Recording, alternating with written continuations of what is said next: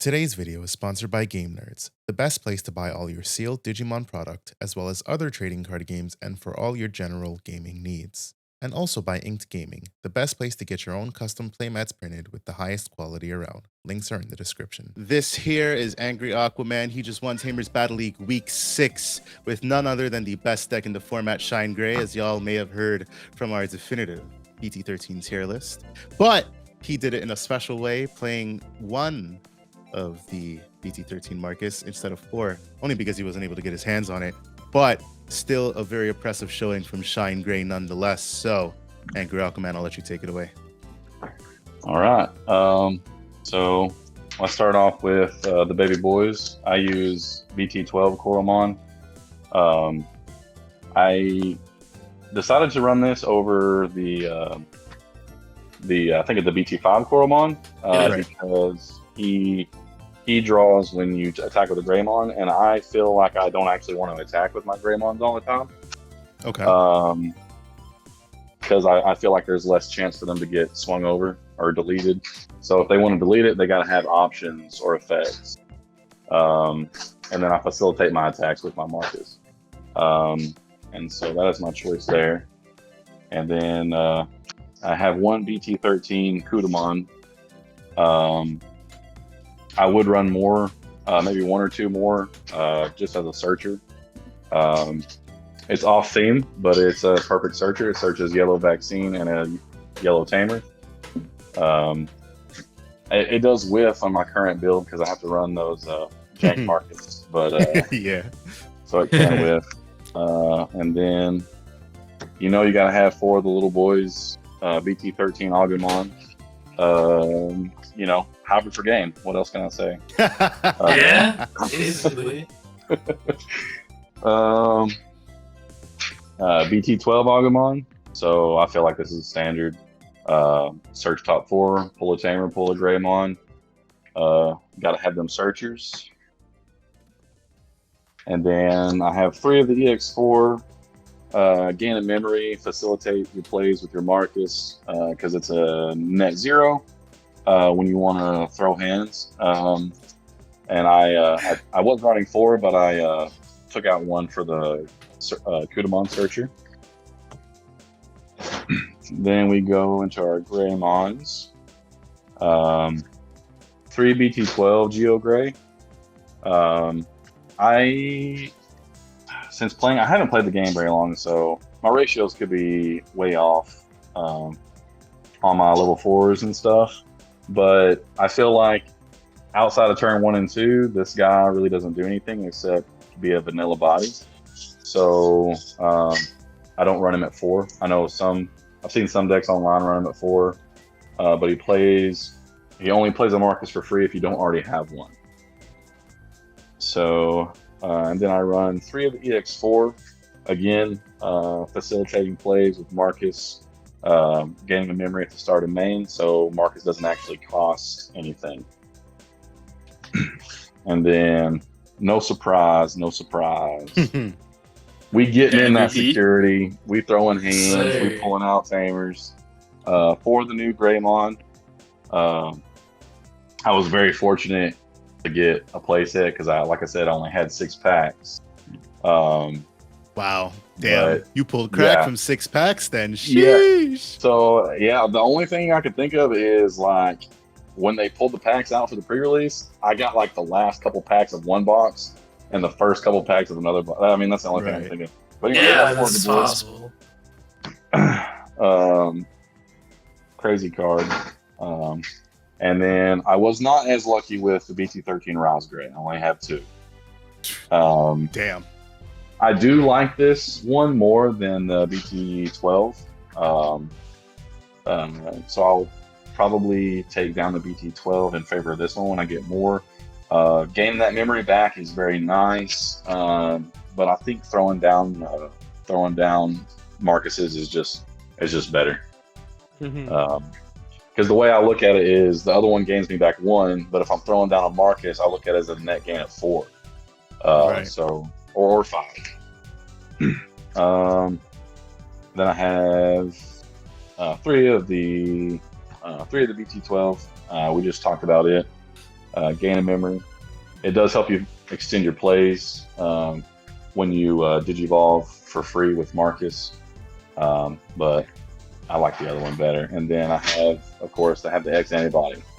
DP reduction on a body that buffs itself for however many tamers you got. So you can swing pretty easy at mega levels of DP, and it plays one of your tamers out. I have currently 3 of the BT12 Shine. I mean, this card's been around for a little bit. I think everyone knows what it does. Buffs your Marcus. DP minus when Digivolve. It hits something on field and the security. So if you're not sure if you want to have your Marcus go to your security stack, this is a good way to keep your Marcus on field. With just 2 Marcus out, you're effectively, what is that, a 6K swing? 9K swing? 6K. Yeah, it's a Suedo 9K. It's weird. Yeah. But yeah, extra security attack as well. I've been thinking a lot about the new one. Mm-hmm. Do you like it? I almost think. Well, I'll say this: I know for sure that I want to try more of this than the other one. If they decide to reduce BT12 Marcus to 1. Okay. Because then I think going the control route and the defensive route is going to be really the only way to play. Because you're going to be passing turn a lot when you Digivolve without the other Marcus. Right. So you're going to want to be able to Digivolve in this to pass the turn to make a blocker. And then you'll be able to DP minus on your opponent's turn when you block. So I don't know yet, but if it happens, it happens, and we'll see where we go with the blocker Shine. I run 2 run modes. And the reason why I run 2 run modes is because I don't have a second burst mode, because I only pulled 1. Fair. But run mode is good for the mirror match, and it is good when you're playing into decks that are effect immune for the turn and not all turns.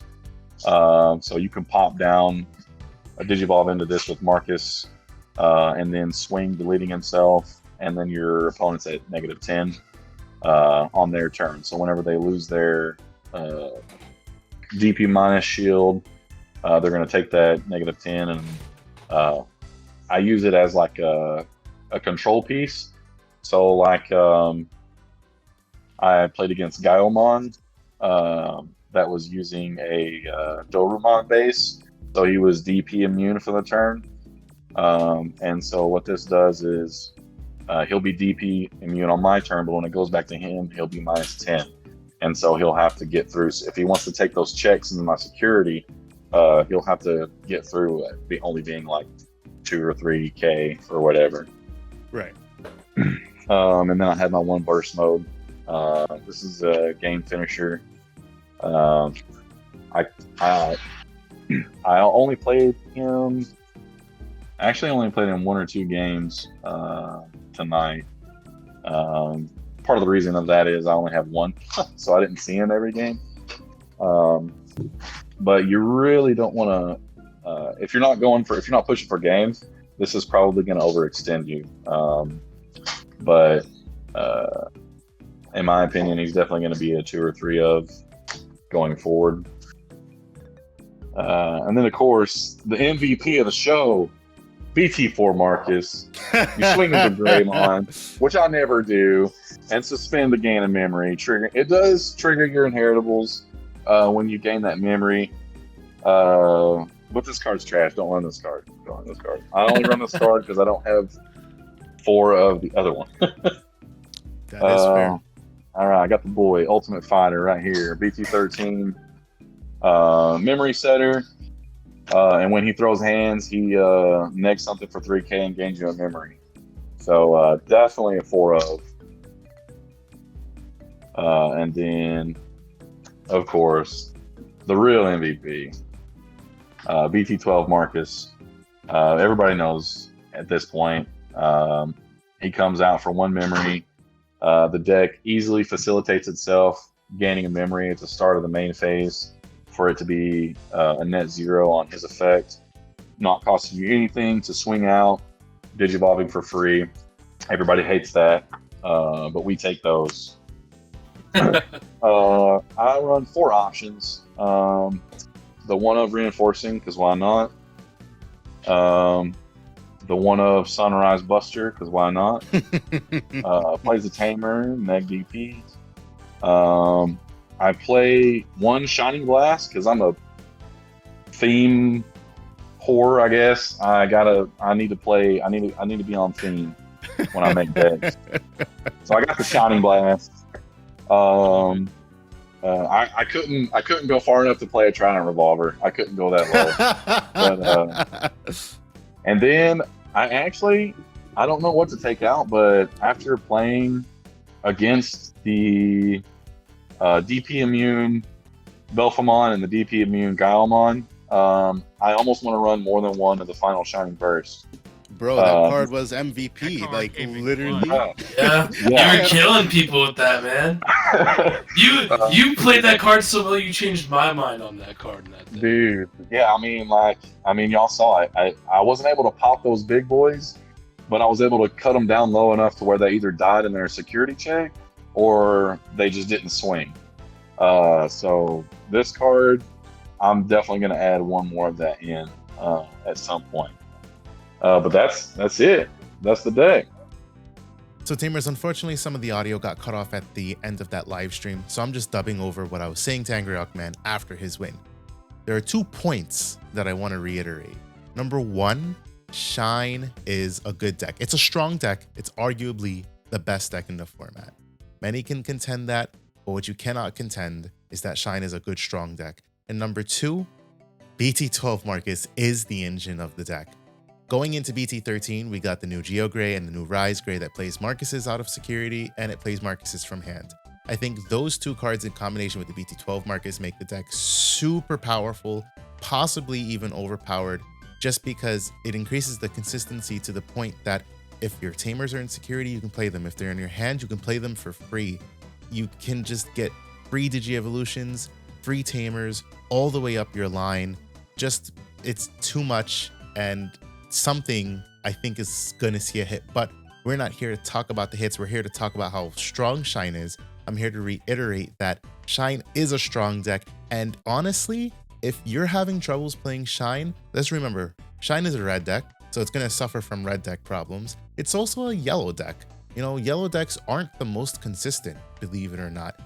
So combine the 2 together, and I mean, it's not the most consistent deck, but it is consistent in the way that when you're playing your Tamers for free, when you have now what is essentially 8 searchers, you have Agu X and you have BT12 Agumon. You also have a Kudamon that you can play, which we saw AngryAquaman was playing the Kudamon. And you have red memory boost if you play red base, or yellow memory boost if you play yellow base. Unfortunately, we do not have the training promos, but even without having the training promos, we still see this deck is out here dominating. This deck is strong. The combos are potent, the Digi-Evolutions are free, but just remember, this deck has so many different ways to win a game. You don't have to see the whole Digivolve to Rise Gray, Digivolve to Shine Gray, swing Marcus 2 checks, burst mode, play Marcus, trash a security, swing for more checks. You don't have to do all that. You can win off the backing of just Marcus, because that BT12 Marcus Tamer is just so powerful, and the new Geo Gray and Rise Gray get him out so consistently. Let's remember that as we start talking about the best decks in the format, as we start talking about the potential ban list, that these are the things that when they all come together is what makes Shine a powerful deck. It's not just BT12 Marcus. While it is a busted card on its own, there are many factors that makes this deck the powerhouse of the format. That being said, I hope you enjoyed this ShineGreymon deck profile, and you should tune in for week 7 of the Tamers Battle League happening this Friday, July 28th at 7 p.m. All our links are in the description, so follow us on Twitch to know when we go live. Also, join the Discord. You'll get all the alerts whenever something is happening in DigiGuard United Space. I hope to see many more of you play in the next Tamers Battle League. Talk to you guys the next time. Peace out.